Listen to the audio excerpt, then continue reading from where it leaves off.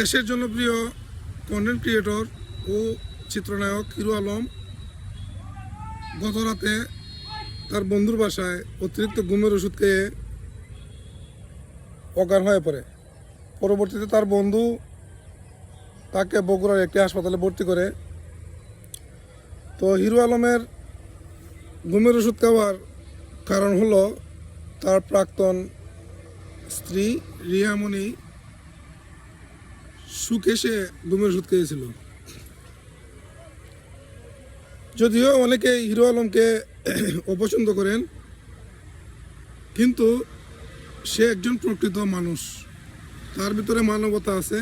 সে অনেক গরিব অসহায় মানুষের পাশে এসে দাঁড়ায়। তো আল্লাহর কাছে দোয়া করি যেন হিরো আলম দ্রুত সুস্থ হয়ে ওঠে। ধন্যবাদ সবাইকে।